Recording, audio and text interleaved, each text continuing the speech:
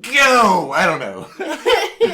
You're listening to the news dump. That was some force, right? That was good. That was aggressive. Solid effort. Okay, I'm sorry, a little less aggressive. You're listening to the news dump. Ooh, do you want to do I feel like we need some smooth jazz right there. Coming up on 101.3, the news dump.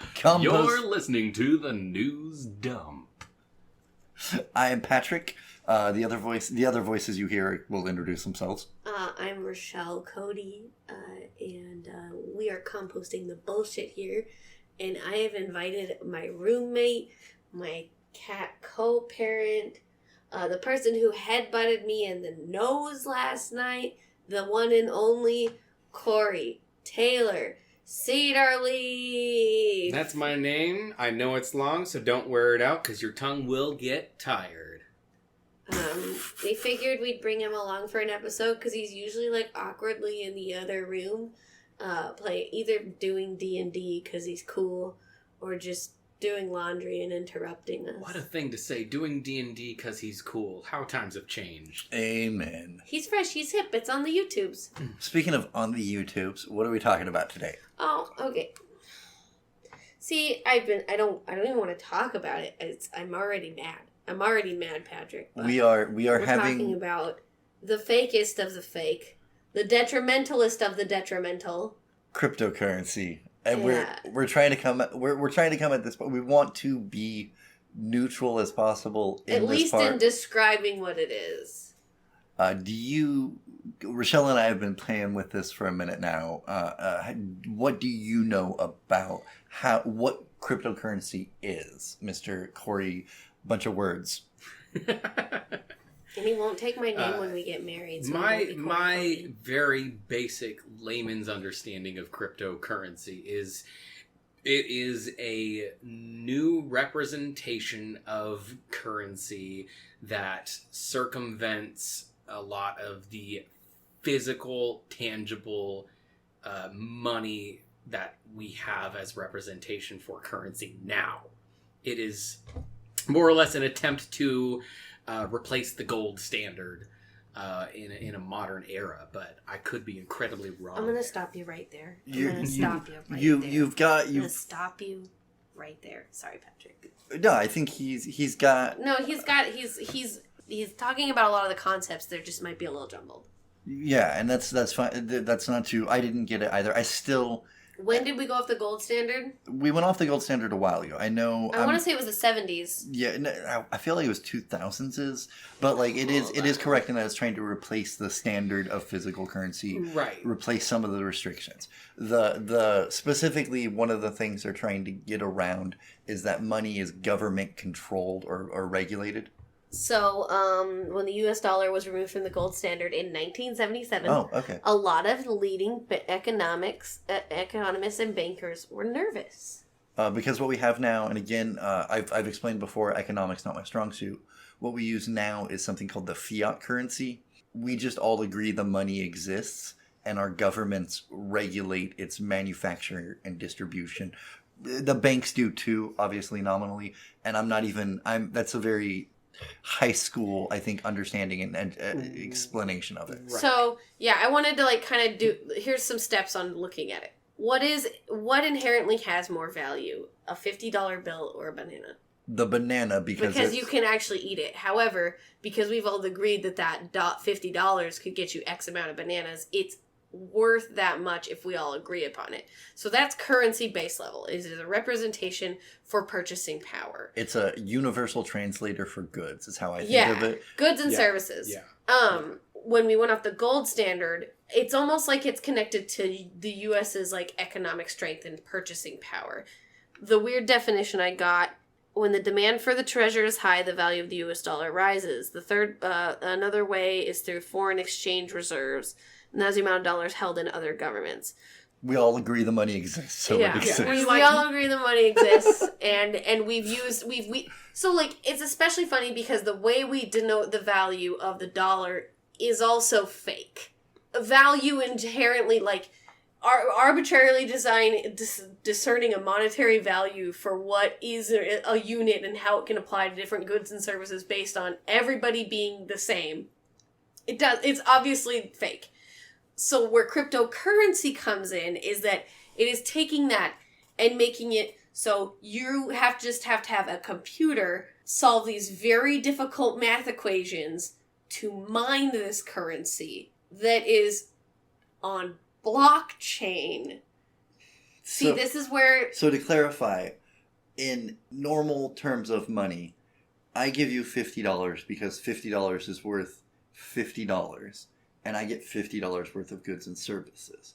They want Bitcoin or crypto, and let's just call it crypto coin in general, to be the currency by which you do that. So I give you 50 crypto coin, and you give me 50 crypto coin worth of goods and services.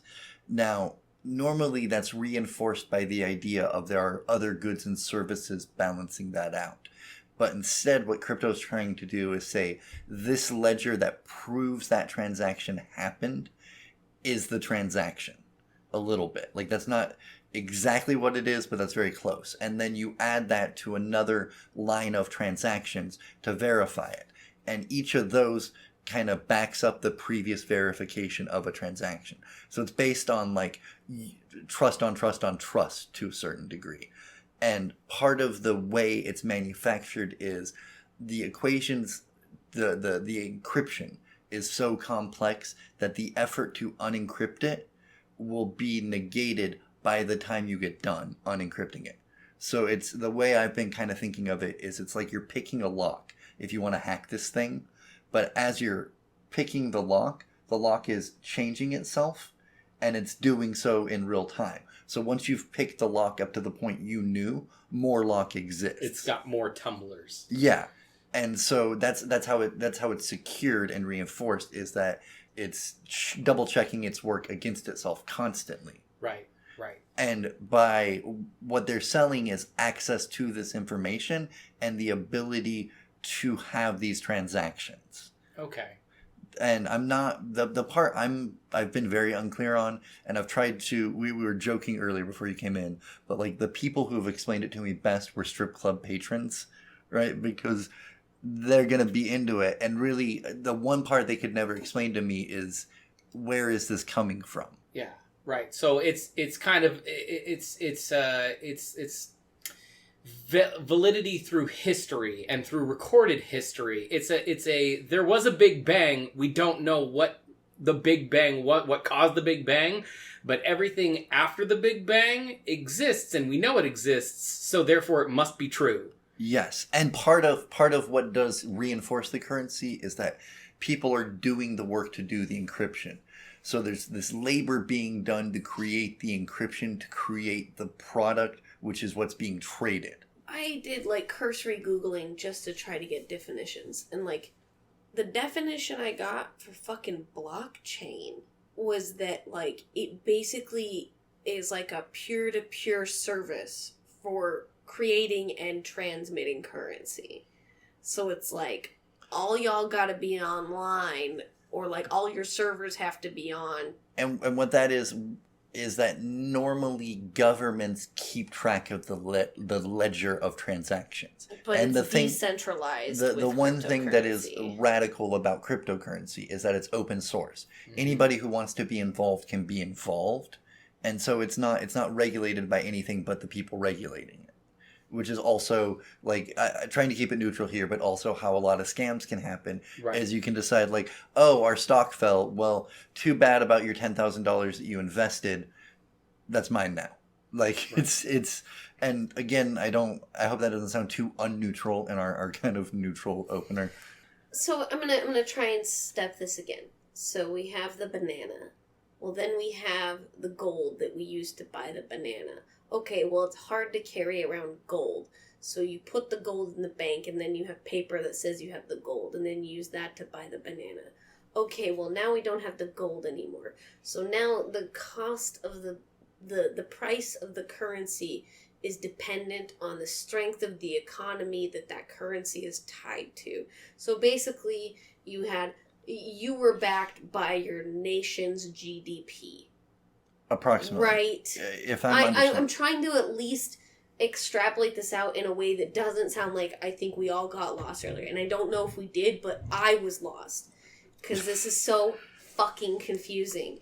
So then when it comes to cryptocurrency, you're taking out the government, which means you're taking out regulation. That's one of the big points, is you're taking out regulation. So you're taking out consumer protections or anything like that would protect you. Like, if you have money in a bank, if you have money in a credit union, most of the time they are FDIC insured, which means up to a certain amount of money, if you have that in that is covered if that bank gets, like, fucked. Yeah. So you're removing that. You're removing any sort of protections that are available for currency transactions using, like, the ACH network, using digital transfers of money, using a card, like all those types of protections. You're getting rid of all of that. And then where your money is stored in the same technology that folks use to hide and transmit child porn. I mean, yeah, I didn't think of the child porn part. No, but I mean, like, I'm putting that there, and I know that is a bit of a hot thing, and, like, I get what you mean, though. I don't want to give off QAnon vibes here, but cryptocurrency, people drink babies' blood. Oh my God. But I get what you mean in that, like, it requires complex, very encryption. It's an intense amount of encryption. The stuff you do in war to keep the other guys from killing you. Exactly. That is what you're doing with your money. And you have to use an insane amount of electrical power to mine this currency. So the people who are mining this currency and making it available for you to go on your fucking Coinbase and buy it, or buy it in Venmo. You can buy a fucking cryptocurrency in Venmo or store it in Venmo now. Yeah, it's now taxable. There are straight up ATMs. There's places, one in Vegas now, right? There are places in public malls here in the city of Portland where you can actually go to an ATM, stick your card in, and more or less take your bank card and transition money out of your bank into being cryptocurrency. A favorite convenience store chain of mine, Plaid Pantry, was talking about instituting crypto like ATMs. Like I think there's one at the Plaid Pantry right by my workplace. I wouldn't be surprised, because I mean, in their case, it's like, cool, we don't care as long as we get our cut of the rental fee of you guys putting your machine here. Yeah. Just think about how many steps we are taking away from people just directly exchanging goods and services. So first it was stand-in gold. Second it was paper stand-in. Yeah. Okay, paper stand-in back to the government. Now it's a digital stand-in. Well, and I mean, let's be honest when we talk about modern currency. Most of the time you are not doing transactions with physical cash anymore. No. A lot of times it's the numbers in your bank account that are moving around when you swipe a card. Cryptocurrency isn't that far off the beaten path, except that there isn't a physical version of it at all. So you can't just, like, stuff cryptocurrency under a mattress. Like, you can't fucking do that. And on top of that is that a lot of them aren't really fungible. Like, you can't buy a lot of shit with most of them. And a lot of what you can do is either buy illegal goods and services or launder money. I also think it's important that it's acknowledging that there's issues with money, and that it's acknowledging, like, governments are corrupt and will funnel money to whatever they think is fine. It acknowledges that, like, banks are messed up and they will, oh, whoopsie, we lost your money, but our president still got paid. And it's acknowledging that, like, the distribution of income is unfair. But it's like, instead of fixing those problems, we found a way to circumvent those problems and profit off of it ourselves. Yeah. Well, and I do want to say that ideologically speaking, at its very stripped down base level, if you don't take a look at the consequences of it being unregulated, there is something to be said for the fact that it is, in some sense, seizing the means of production for the people away from a lot of other institutions which historically have maybe not treated people with the best interests of the people in mind. However, the regulations exist for pretty good reasons in certain aspects one way or another, and it is such a young currency at this point, and it fluctuates with such ferocity that it is a very turbulent thing to put your trust in and to put your finances in at this point, at least from the outside looking in as someone who is relatively uninitiated. And I think there's a historical precedent it reminds me of things from history, and we talk about that more when we come back from our imaginary commercial break. But it does remind me of stuff that has happened before in human history, and the fact that like I know the guys that are trying to push this either know the history and are trying to abuse it, or just don't know about the history, are going to fall victim to it again. Mm-hmm. And it's one of those things where it's like it's difficult to see other people fall down a hole, you know what I mean? To be like, I see the trap you're about to step in, you've stepped in the trap, cool. Now your foot is in a bear trap. How did you not see the bear trap? I want to see like an M.C. Escher painting of like someone getting stuck in a bear trap, you know? Yeah, like stuck in the bear trap that they're trying to get themselves out of because they don't realize they're in a bear trap. Like, yeah. Maybe this whole world is a bear trap. Yeah, there's a lot of pain in cyclical history, and those who have read about the things that have happened in the past and seeing the writing on the wall, it's very hard to be trying to shout with your bullhorn at the masses, and your bullhorn can only reach, a small portion of that crowd. Yeah. But I'll end on the very neutral definition that I got from Google. Okay. Crypto is a digital currency in which transactions are verified and records are maintained by a decentralized system using cryptography rather than by a centralized authority. So, yeah, it's the idea of if you are participating in the system, everybody has information about who has what money and how they got it. And then no government has that information. So it's not only in one place, and it's available to everybody participating in the currency, I'm assuming. Speaking of money that we don't want the government to know about. Oh, yeah, we want to pretend like we... Oh, sorry. I was going to say, we want to pretend like we're having sponsors at some point. So what's likely is people are just going to hear a pause in the audio for a couple of seconds. But someday...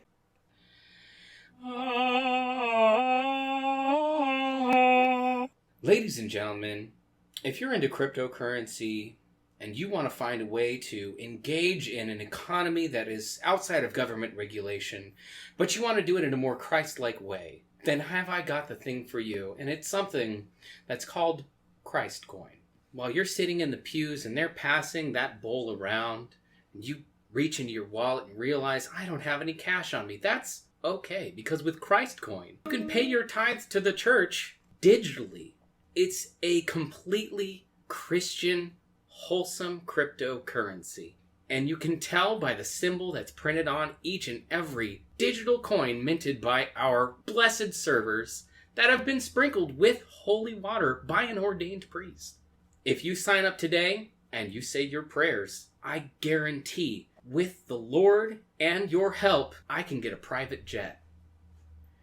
I mean, I can build a private church space for all Christ Coin users, for evangelical Christians in the United States of America.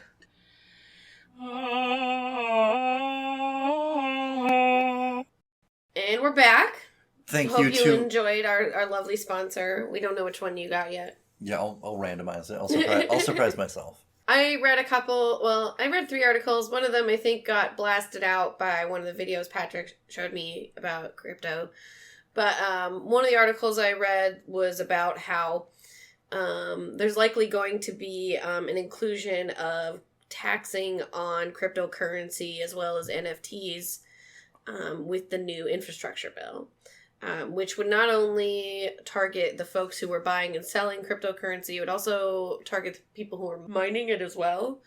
If you're just making that money, you're still going to get taxed. It doesn't have to be... Yeah, a lot of the shadow, like a lot of the kind of behind the scenes profiting is to get people to mine for you. And we'll talk about why that's particularly insidious in a little bit.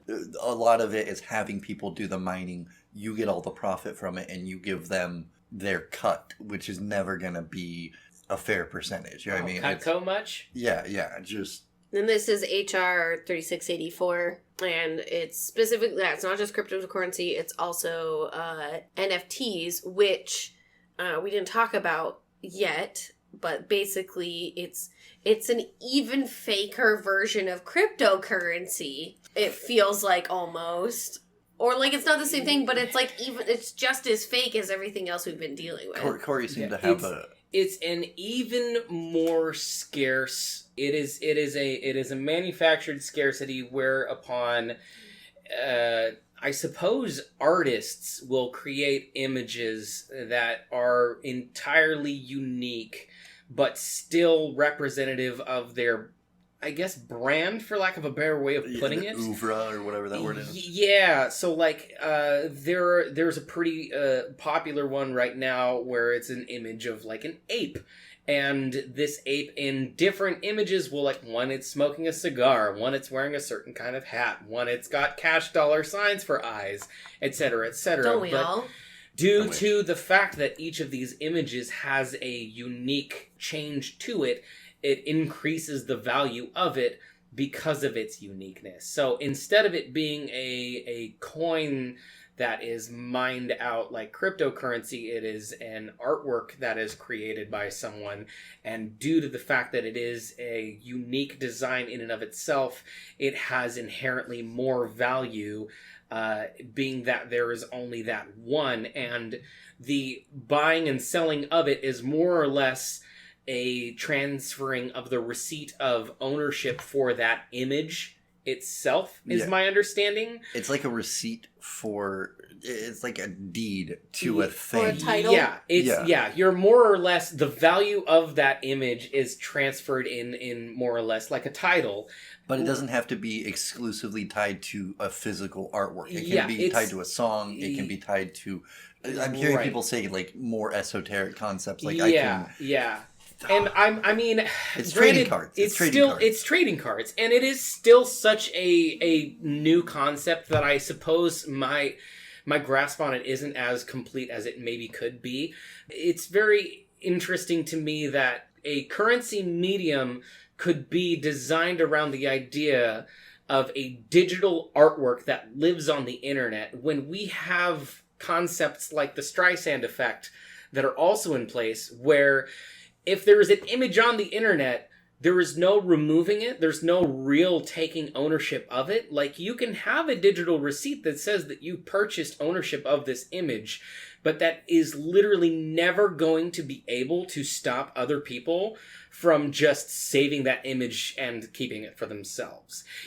And so I think the idea of an NFT is the image itself isn't actually what is worth anything. It's the receipt that you have for the image that is worth something. And it's only worth something as long as people agree that it's worth something. Right. So the idea that there is any kind of scarcity of this item just because you own the receipt for the one design of it, there can be hundreds of thousands of that image out there, but since you own that one receipt, like, so do you frame the receipt? It's the scarcity of the receipt that is really the value. It very much sounds like nobody can own the land, so I guess you can buy the land. Hey, I own the land. Now America's here. It sounds to me a whole lot like buying a constellation for your significant other, and you get a certificate that says you own the constellation, but in reality, there's no way that you can, fly a flag 30 billion light years out there and plant it and say, okay, this is legit mine. Yeah. You just can't do that. But especially it's important because NFTs are selling in upwards of $10,000. Absolutely. So that means they're definitely going to be taxed.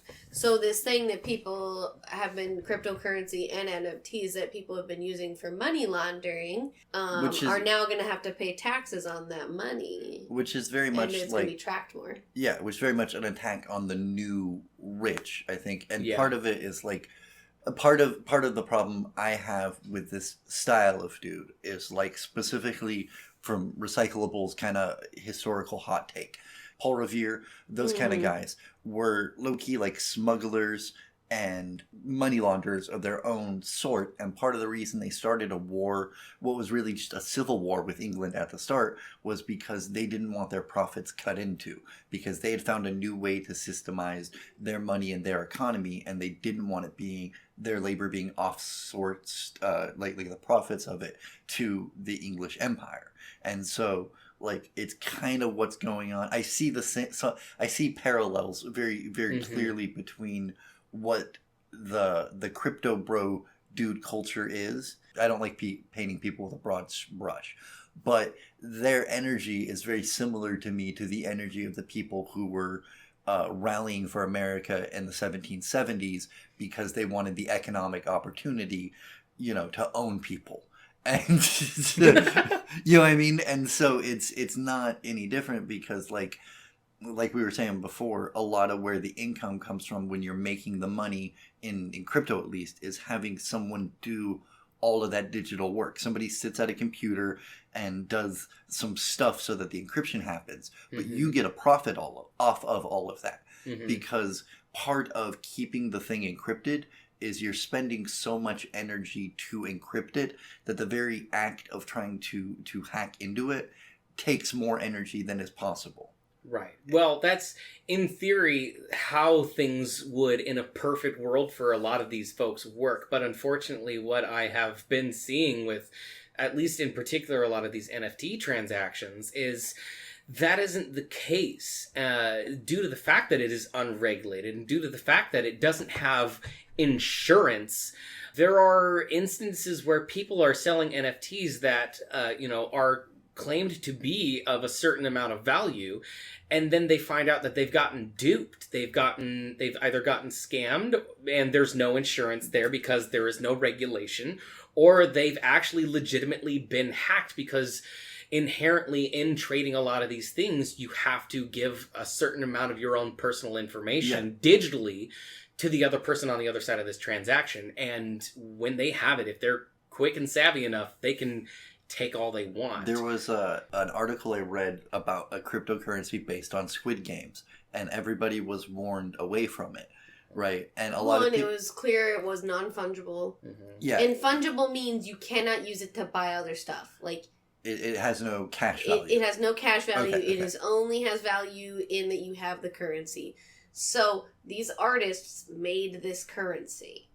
And they sold about $8 million worth of it. And then they just disappeared with the money. Yeah, they just disappeared with the money, which they legally could do based on the agreement that was created because there is no regulation of cryptocurrency. Sorry. And I don't remember the exact article I read, or I would have sent it to you, but the writer made a good point, which is the people that are going to fall for this, though, are the people that don't understand any of this stuff. Because we understand that there's a culture around crypto. We understand those guys, right? Like there was, this is a little personal, but I had a friend of a friend who was like, my boyfriend got violent with me, and I knew, oh, he's into crypto. Like I can see how that would extenuate and how he's justifying that.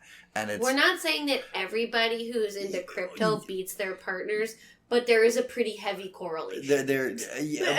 No. What I mean, the correlation I mean, is that there is a certain amount of inherent like pride or greed or just maleness. That's not even the right word. I'll think of the right word in a second. But there's a certain je ne sais quoi. No. You're seeking out being on top. If you have the cryptocurrency, if you're the one who owns the thing, you have the power. It's the guy that I want to reach with recyclables, and kind of with this of there's a guy that sees the ship pile and both wants to kick it over and wants to get to the top at the same time. Yeah. Or starts out wanting to kick it over, but gets to the top and realizes they want to stay. Yeah, and crypto appeals to that kind of guy a lot because it is a chance to. It has a lot of things that I respect. It's open source, which means it's based on more of a community agreement than like a shadowy cabal. And I don't mean that in a fucking Q sense, but I mean like. We don't... Can any of us explain what the FICO is to me in like less than an hour? Yeah. The thing that I would respect about it too is, like I was saying earlier, it is you are seizing the means of production. Okay, hold on, time out. So that is actually not accurate. And because in the other ones we're going to see, there are limitations and there are barriers. Yeah. I at least have one more article. Well, technically I have two. But the next one I wanted to talk about was because the new governor of New York, Eric Adams, he said that he thinks that cryptocurrency literacy needs to be taught in schools.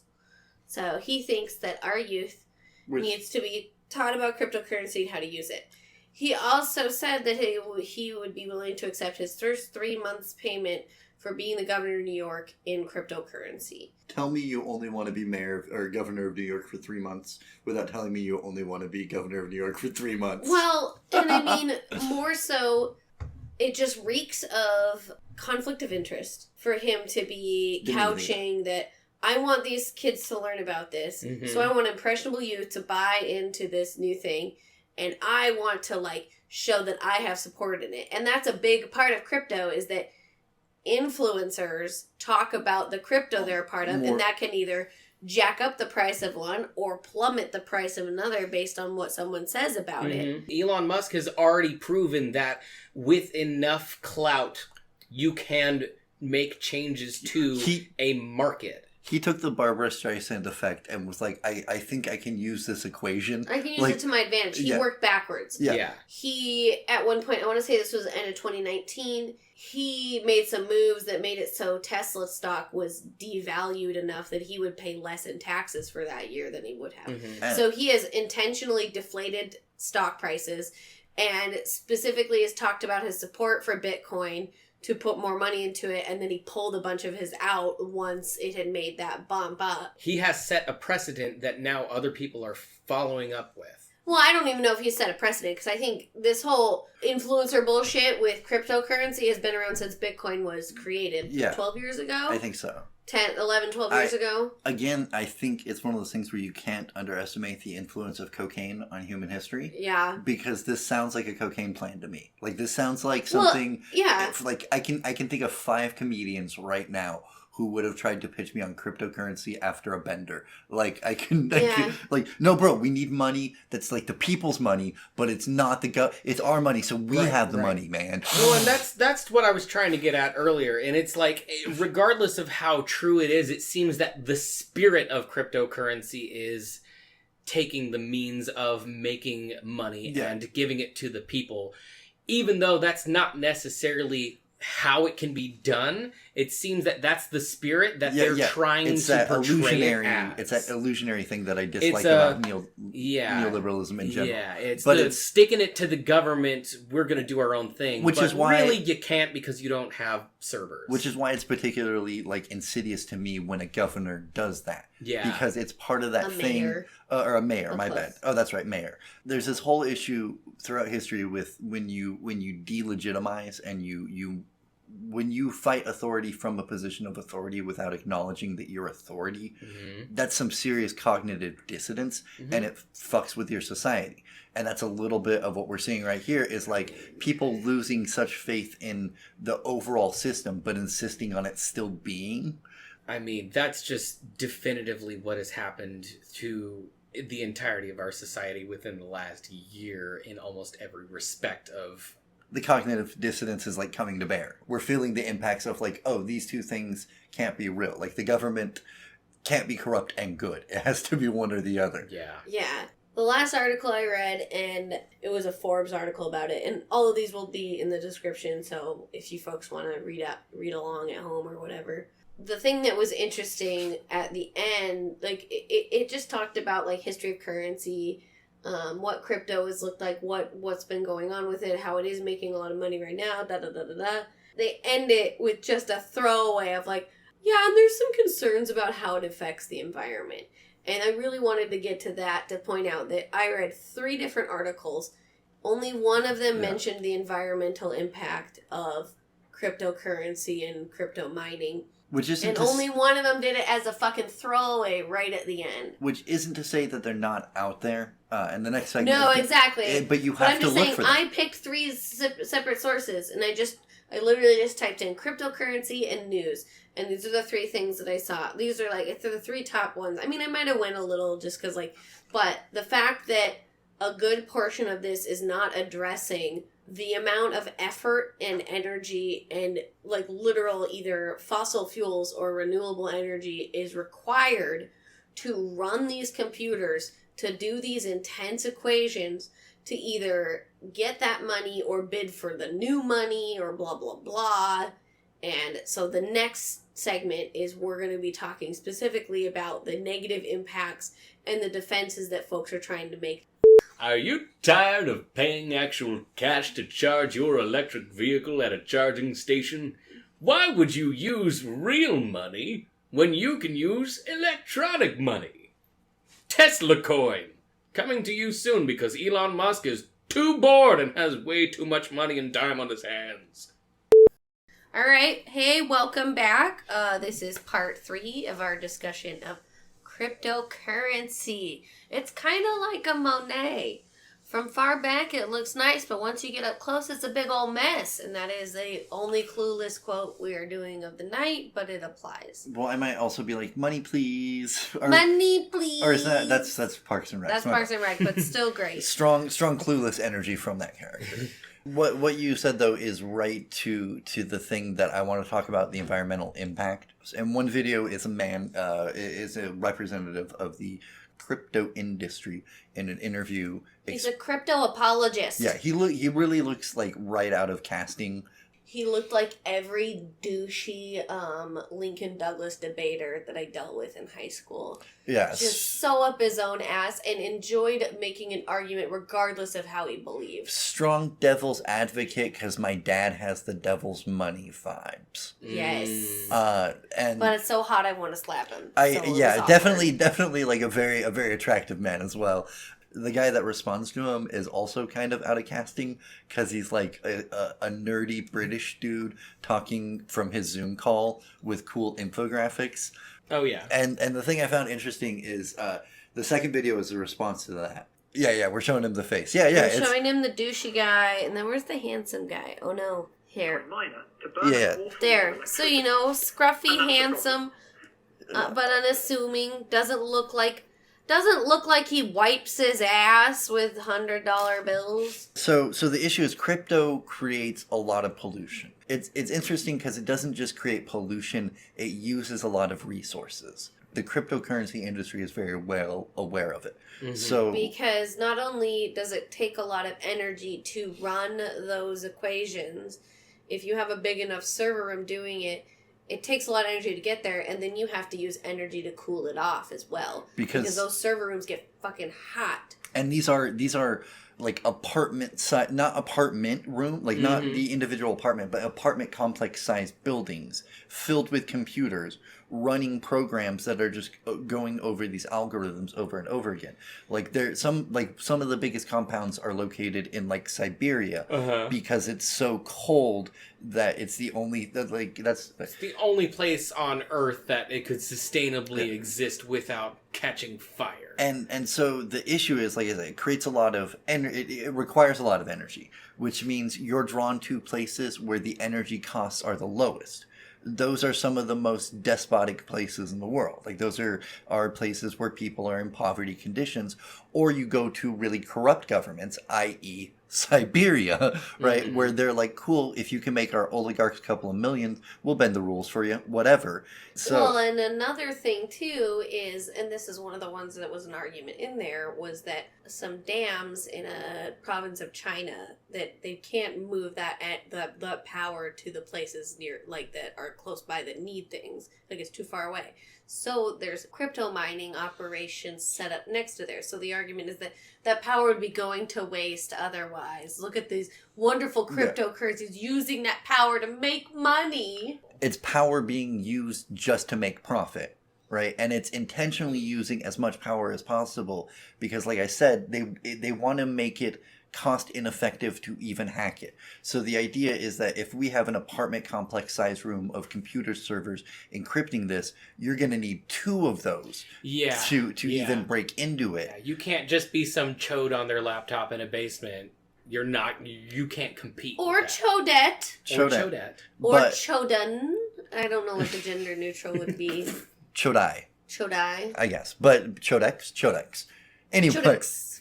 Anyway, the issue with that is, so you're creating all this power, or you require all of this power. So you're either going to these crappy places, right? Crappy in terms of how they are treating their citizenry. Yes. Or crappy in terms of conditions of life because how they're treating their citizenry. Mm-hmm. And it's their argument is either it's 39% of it, according to one video, it uses renewable energy. A large percentage of it is supposed to be this energy that's not being used anyhow. Mm-hmm. But the issue is... that's still 61% fossil That's fuel. fossil fuels. And the amount of energy that it's using right now is more than or it's half of the credit card industry. So computers, like your regular PayPal transaction and Visa transactions, those also take computing power. It's a significantly less complicated computation, but because there's... It is less secure as well, though. Yeah, but it's also... They've kind of reached their max of what they'll ever need. So they've hit their threshold. But in theory, crypto is going to continue to grow exponentially as it reaches its end number of whatever the end goal of your coin bit is. Right. Which is confusing because we saw in some of these articles that they said there's a finite amount of a currency. Like there's only 12 million Bitcoin. However, then we had some dude, the dude who was talking, the one I wanted to punch in the face, and he was saying, like, well, they only release a certain amount per day, like, every 10 minutes, da-da-da-da. So it's like, I don't understand if Because there's a finite amount, but you're releasing what? Because it's one of those quirks of math of as the equation increases, it increases the equation, which it's one of those paradoxes. So it takes longer to do it? Yeah, so oh my god! It's one of those things where like your computer is stuck at 2 hours of processing time because it's only able to do as much. It's kind of the same deal with the score of crypto. But the issue is that this power is being manufactured, a lot of it through coal, a lot of it through things that are burning into the environment anyhow. And then the counter argument to like this power isn't being used. The reason this power isn't being used is because oftentimes companies will hoard the power before they give it away. And also like an unfortunate reality is that so much of the economy is based on making money for fuel manufacturers that it's never going to be efficient for anyone to switch to renewable fuel sources. Banks are tied up in oil interests. Oh yeah, and oil's trying to tie up in crypto. Sorry if I spaced out. No, that was where I was going to go. And so oil is trying to tie back up into crypto so that it can stay relevant. So that when new money comes along and becomes the standard, it still won't be allowed to be made extinct because it's important to this stuff. It is inherently baked into it from the start. Here's something I was thinking then. If there were things that we could say to improve crypto, one of them would be that it would have to agree to cut out fossil fuel interest. Yeah, if we wanted if it's going to use that green angle as an argument. I understand their barrier to going 100% green, which is the more renewable technologies we get, the more threatened the fossil fuel industry feels, the more it will try to do things to fight that. That's my personal kind of chaos theory thing is that's why they're starting to tax it, is that they want to get it taxed and regulated before they start pointing out the hypocrisy of how we treat oil industries, big pharma at all. Yeah. Well, I mean, it's you back an animal into the corner, it's going to have less options, right? Yeah. So. And another insidious angle to the pollution, though, before I lose it, is the computers themselves. Yes, that was what I was thinking too. Is that as these encryptions get more and more complicated, the computers get outdated. So the computers that we're using now will be obsolete in a year, and they're not really recyclable. They're very specific. They're designed to do a very specific thing really, really, really well. Mm-hmm. And so you can't just turn that into a gaming computer.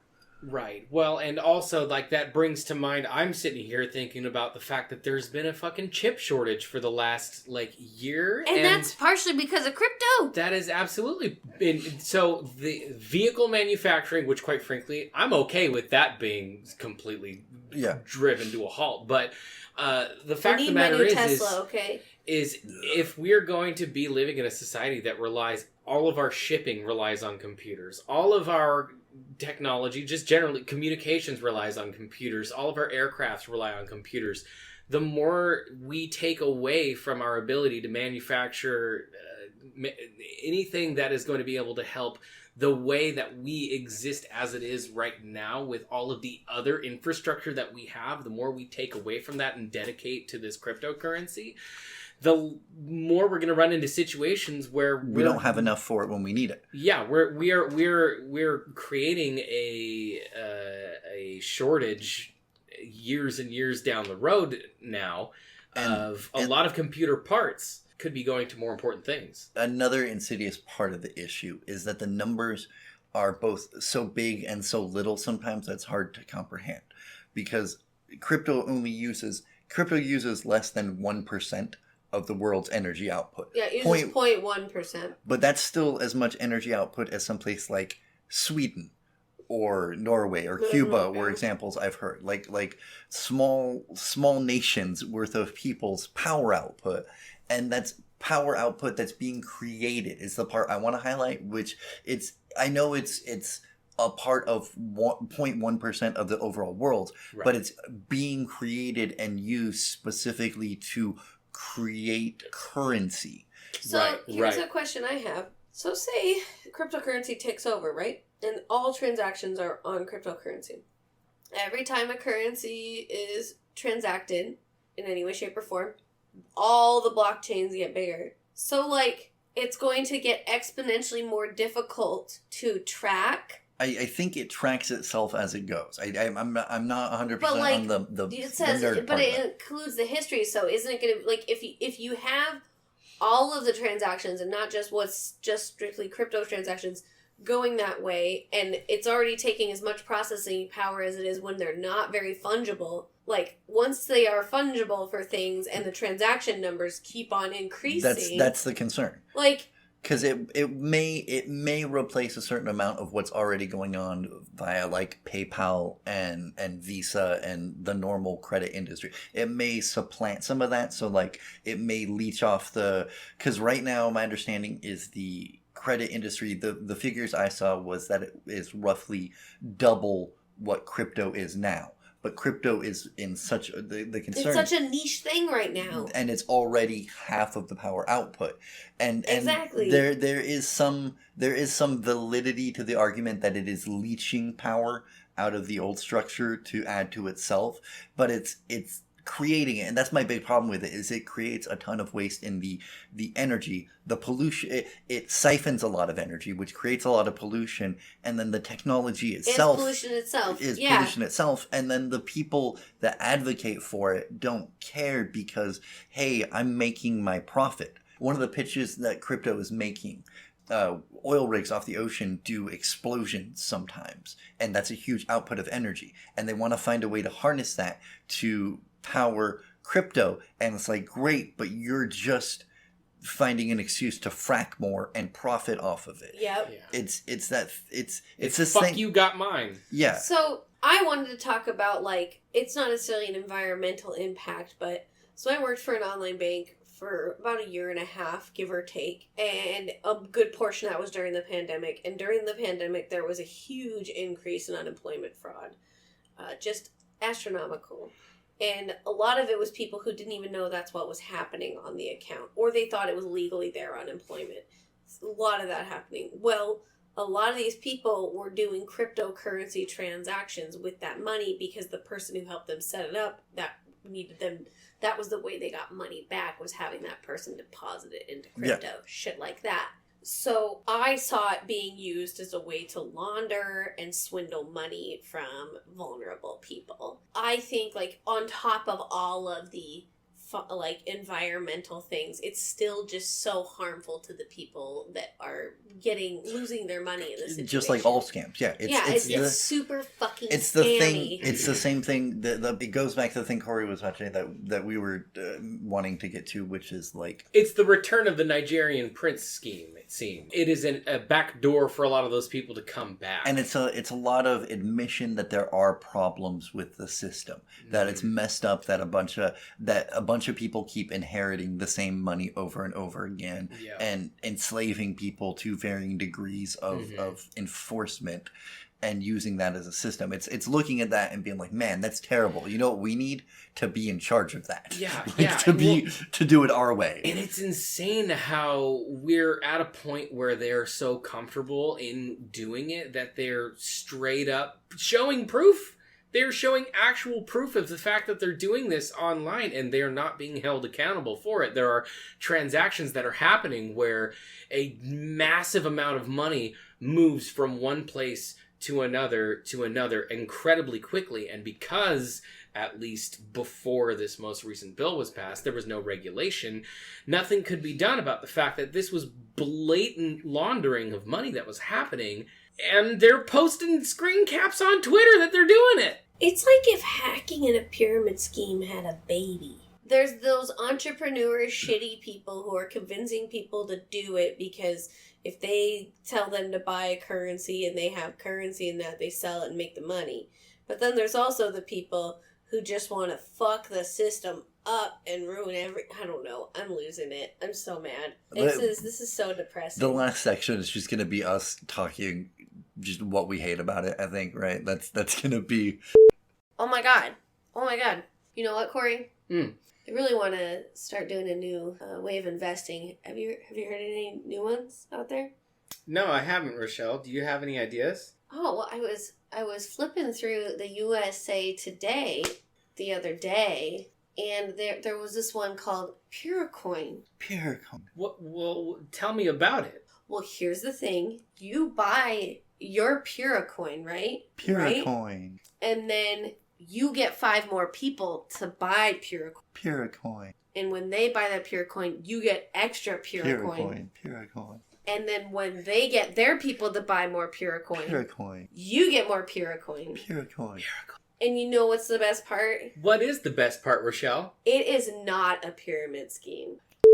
All right, so now we are back for our final, our wrap up. We got Patrick, we got Rochelle, we got Corey. Ooh. We're sitting around a coffee table that I finished in college. Ooh. Humble brag. I also made poutine for dinner tonight. It was very, very delicious. I'm sad I missed it. Yeah, you thought of the idea and I made it before you came back. So we've already talked about what cryptocurrency is. We've also talked about how it's affected directly, like politics and legislation that's moving forward. And then we also talked about the good and bad ramifications of it. And we kind of settled on the fact that it's pretty bad. It's trying to replace money, but it's also got a lot of marketing, multi-level marketing, MLMs, scam feel to it. MLMs, if you will. I'm doing bad at this. Cryptocurrency is less reliable, meaning that if you don't have an internet connection, you can't confirm it and you can't use it for something. And a thing none of us have mentioned, well, we sort of mentioned it, which is like it's easy for people to lose access for it. If you lose the password to it, you've lost all your money. If you haven't written it down or remembered it, right? Or if somebody hacks you. And it's like, hey, I don't want to brag, but I forget passwords a lot. And there's also been instances where people have just died and no one knows so no one can have access to that money. Yeah. So there's that. Next thing that bothers me about it is that it's even faker than paper money. Like, there's no physical thing you can even touch. Sure, most of our money is like tied up in bank accounts, but you can have a $20 bill and you can go somewhere and hand that to someone and buy something. You don't have that with this. Third off, physical money is recycled. 90% of cash money, dollar bills, are recycled, and they are typically used for things like producing cement, producing compost, or potting soil. They are oftentimes used in the interest of further infrastructure. Unfortunately, no one's making money quilts. I thought that would be awesome. When it comes to cryptocurrency, the computer parts that you use are not recyclable, and they get outdated super quickly, so it's not a long-lasting system, and it's highly non-recyclable. On top of that, it's literally hurting the environment in the fact that it costs so much energy to create what you're doing. You are literally paying for the amount of kilowatt hours energy the processor uses to get that currency. So that is how you're making your money, is by burning electricity. So if you live somewhere there's not a lot of electrical pull and you can get it for cheap, you make more money. Which, with the international thing, kind of a thing I glossed over without thinking about, is like a lot of that labor that's being put into mining the numbers is being stolen in some fashion. Not just in the traditional, somebody's making you do work and taking most of the money, but it's also like people who can be taken advantage of in the situation. So it's for lack of a better term, third world countries who are being outsourced for this to do all this work, and they're not being adequately paid. That's why you go to a country like that. Like, and that's another horrible aspect of this. Yeah, so it's like, if you look at all of the things that a currency would ideally be to make things run smoother and or better, it doesn't feel like cryptocurrency does any of those things. So it inherently just makes currency worse all around. I can appreciate the good to it, you know, like I can appreciate the things that people see in it that are redeemable. Oh, the concept of decentralizing anything is great to me, but as long as that decentralization is benefiting everyone instead of the few. And unfortunately, it looks like with this, that's what's happening. And that's my problem, is you're reinventing the suffering wheel. Okay, Cryptocurrency is more or less an M&M that is full of poop. It is a noble crust on the outside with nefarious center on the, all the way down. The idea is great. The execution is so poor. It reminds me of, historically, this thing that happened during specifically the French Revolution, which is, as the revolution is really gaining speed, it's gaining speed in Paris, right? It's gaining speed among the lawyers, among the bookkeepers, among the people who live in town. And meanwhile, the peasants don't even know what's going on. And eventually there's like a peasant uprising that tries to reestablish the king, as bad as a king is for peasants, because these other people don't want to just take down the king. They want to replace it. This middle class, what we would come to call the bourgeoisie, they don't just want to take down the king. They want to replace him. And it's kind of what I'm seeing in crypto too, is big, like, the king is dead, long live the new king, us. It kind of clues you in when billionaires look at something and they're like, that shit's dope. Maybe you living in a middle class or less household shouldn't look at what the billionaire really likes and go, yeah, I'm about that too. The one thing I didn't realize that I was going to have to confront in this is that I still do not fucking get it. Like, as much, like, and we've had this whole conversation, I'm still clueless. Well, so I spent all weekend on this. I'm sad that it wasn't recording initially when you and I were talking about it and getting ready, because, like, I felt like the more information I read trying to explain how blockchain and how the rest of this works, the more I read about it, like, the more fractured my reality became. And it's I think that's kind of what the scam artist quality counts on. Yeah, is an inaccessibility to understanding what's happening. And but I think genuinely there's not really, it's one of the things we try to like preach on in the show, is that it's not necessarily that it's inaccessible. That's kind of the fact of the matter is, it's people trying to make people responsible for the money. But it's turned into scam artistry because the overall system is flawed. It's right. Just like, yeah. It's just so nerve-wracking. Like, Robert Evans talks about it in Behind the Bastards, where it's like, if any of these people thought about solving the actual problems instead of reinforcing the old problems with code. It's the same. It's a recurring theme on recyclables, where it's like there's people who see the shit pile and they're like, sweet, I want to kick it over. But they get to the point of kicking it over and they're like, actually, I kind of like being on top of the shit pile. And you're like, thank you, like, Paul Moadi. But sorry. But sometimes it also feels like they think that that's kicking over the shit pile. Like, they can't even get past the point to be like, oh, you know what would be better is if I, like, solved the issue of, like, really curable diseases. Like, and figured out a way to do that. There was a point where they would talk about how you could have people play, like, a simple game that has simple problem-solving things, and if enough people did it collectively, you could solve a much bigger problem. Yeah. So that is, I think, crypto and blockchain or whatever comes out of that conception.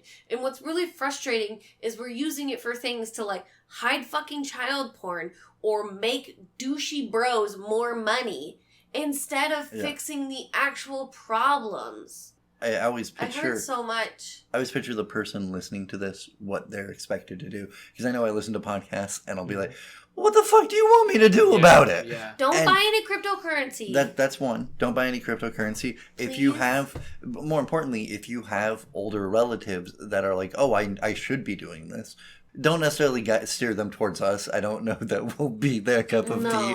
But like be prepared to research some of the information. But a lot of our goal with this show is to just give you a starting point to ease you in. Honestly, some of the resources that we're linking, especially the videos that Patrick looked up, those would probably be good resources for a good amount of people to get a better understanding, and they would be accessible to a lot of folks. That's what I look for when I look for videos. Yeah. We are not a market substitute for your own research and the research of people who are professionals who understand math, understand programming. Just ask what Q thinks. Yeah. But what we are is proud inventors of the Q coin. Ooh, Which Qcoin. you listeners can subscribe to Qcoin. You can if you want to be a part of the Qcoin phenomenon, all we need is 1,700 units of credit. Listen, these are non-fungible.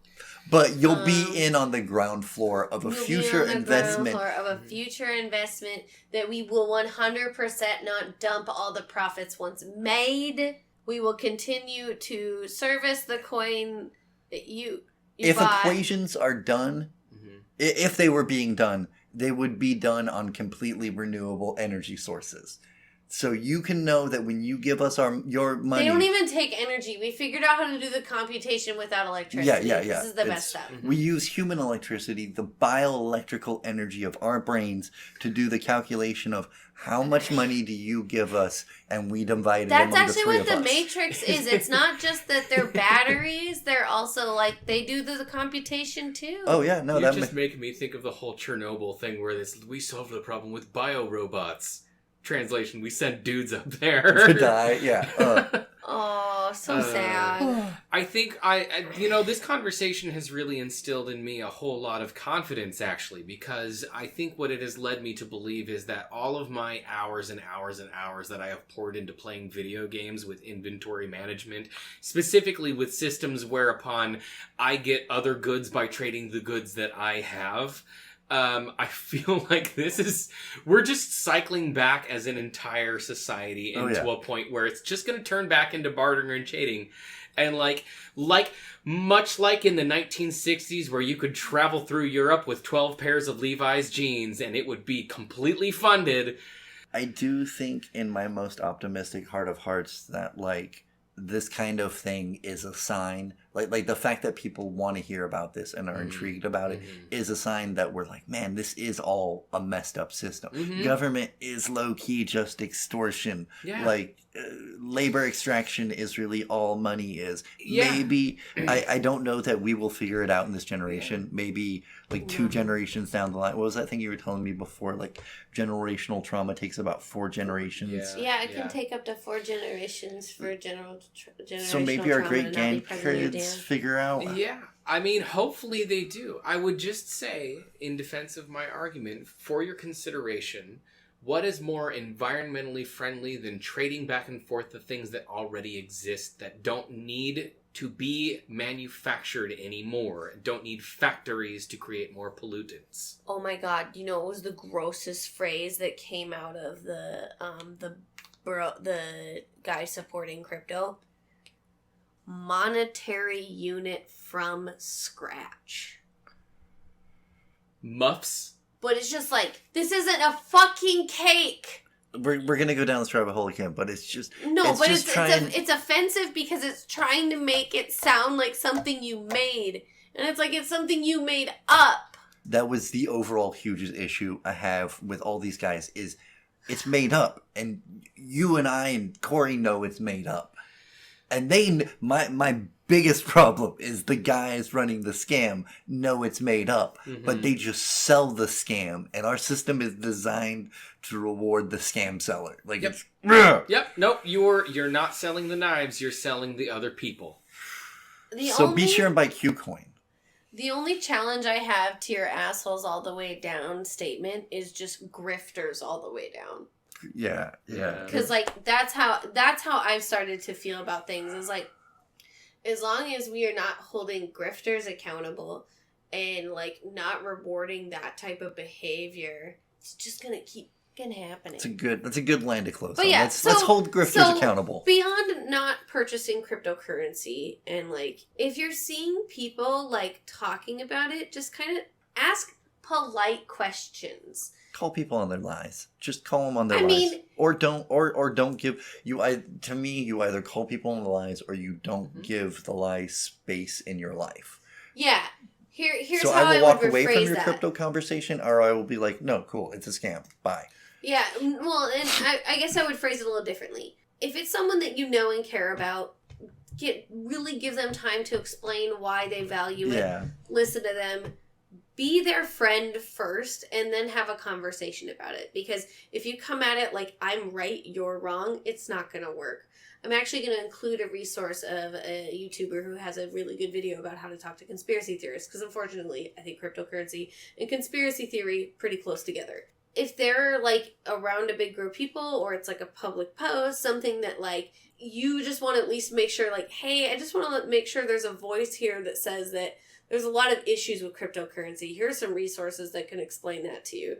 Because, like, I'm not saying that it's going to stop people from believing what they say, but if they see someone who has a different viewpoint and that's how they feel too, they can feel emboldened to be like, I will say something about how I feel about crypto in the future. And I do want to acknowledge that what we are doing is low-key a grift in a sense, and that like anyone could go find this information and regurgitate it themselves, and us asking money for it is in a sense not that different. I'm not asking for any money. I am. I don't get any money from this. I am doing this out of the goodness of my fucking heart. And I'm really bored. But I can understand, like I do want to acknowledge that like it just occurred to me that like I get that some of what people who do podcasts and stuff, it's low-key a scam. But, like, I'm also not going to take somebody's life savings to... Yeah. There's different kinds of scams. Yeah. That's, like, kind of like... That's like arguing that the barista's scamming you because the coffee costs more. They could get those facts on their own. But they're going to get it coated in a Rochelle Patrick Corey sandwich? No. For free? There is value in the entertainment that comes... I hope so. We're providing a service.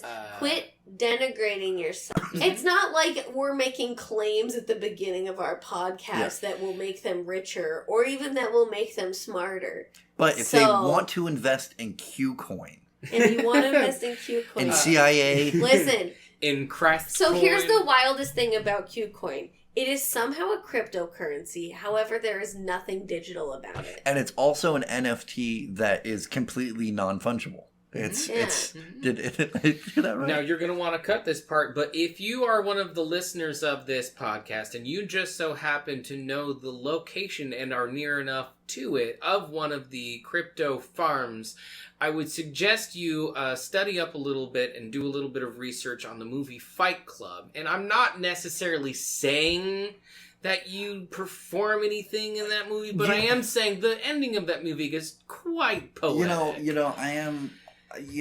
for some reason, I'm just thinking of the way that, like, dynamite has really influenced anarchist history. Like, unrelated, apropos to nothing. I mean, it was just the 5th of November the other day. And for what it's worth, Parliament... Yeah. I'm not saying able-bodied, fully spined people who can do prison time should do violent acts of secession.